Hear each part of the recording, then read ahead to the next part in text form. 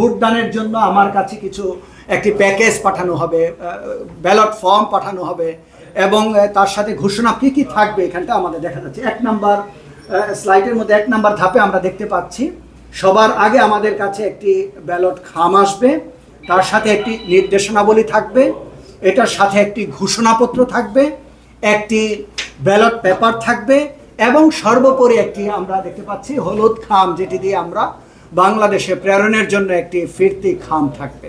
তো এই প্যাকেজটি আমরা পাবো। দ্বিতীয় ধাপে পুনরায় আমরা পোস্টাল ভোট বিডি যে অ্যাপসটিতে আমরা আগেই লগ ইন করেছি 4 থেকে 8 ডিসেম্বরের মধ্যে, সেটিতে আমরা এই প্যাকেজটি পাওয়ার পরে আমরা এটাতে লগ ইন করবো।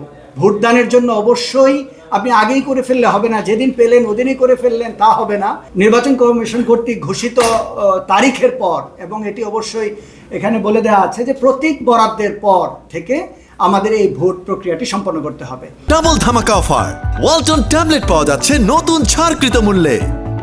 প্রক্রিয়াটি সম্পন্ন করার জন্য পদ্ধতিটি হলো এইভাবে যে আমরা আবার সেই অ্যাপসে ঢুকবো, ঢোকার পরে তৃতীয় ধাপে আমাদের যে খামটি দেওয়া হয়েছে সেই খামের মধ্যে একটি কিউআর কোড রয়েছে, সেটি আমার অ্যাপসের মাধ্যমে সেটিকে আমরা স্ক্যান করে অথেন্টিকেশন করব যে হ্যাঁ এটি আমার এবং আমি এটি এই অ্যাপসে ঢুকছি, যাতে অন্য কেউ না ঢুকে যায় আমারটার ক্ষেত্রে। সেটা ঢোকার পরে পুনরায় চতুর্থ ধাপে আমি যে ভোট দিচ্ছি সেটার জন্য আমার ছবিটি আমার অ্যাপসের মধ্যে আমাকে নিবন্ধিত করা আছে, আমার ছবি তোলা আছে। সেই জন্য এইবারে দুই সাইডে আমাকে ছবিটি তুলতে হবে, আপনারা দেখতে পাচ্ছেন। তো দুই সাইডের ছবি তুলে আমাকে সজীবতা পরীক্ষা করতে হবে, অথেন্টিকেশনটা করতে হবে। তারপরের ধাপে হচ্ছে 5 নাম্বার ধাপে আমরা দেখতে পাচ্ছি এখানটায় মোবাইল অ্যাপে ভোটদান কার্যক্রম।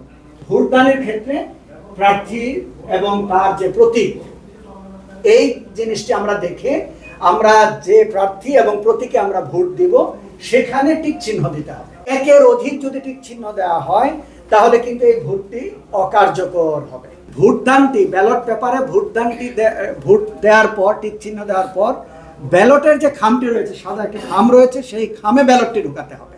ব্যালটটি থাকবে ওই সাদা খামের ভিতরে।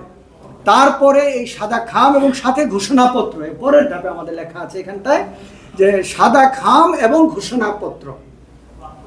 ব্যালট পেপারের, আবারও বলছি, ব্যালট পেপার খামের ভিতরে ঢুকানোর পর তার সাথে সাদা খামে ঢুকানোর পর ঘোষণাপত্র এবং সাদা খামটি, ব্যালট খামটি আমাদের হলুদ খাম, যেটি ফিরতি আমি ডাকে পাঠাবো, সেই খামের ভিতর ঢুকিয়ে মুখ বন্ধ করে যথাযথভাবে নিকটবর্তী আমাদের কোথায় দিব বলেন, পোস্ট অফিস।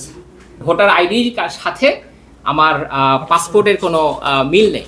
আপনার ভোটার আইডি ক্ষেত্রে হবে আসল ডকুমেন্ট। আপনার পাসপোর্টে যদি মোহাম্মদ করিম উদ্দিন রহিম খান থাকে কোনো সমস্যা না। আপনার এনআইডিটা যা আছে, আপনার এনআইডিতে যে নামটা আছে, এনআইডি যে বার্থ সার্টিফিকেট, যে জন্ম সনদ দেওয়া আছে, সরকার যেহেতু নির্বাচন কমিশন আপনার এনআইডিটাকে ধরবে আসল ডকুমেন্ট এবং সেইভাবেই আপনি এটা আপনার ভোট দিতে পারবেন।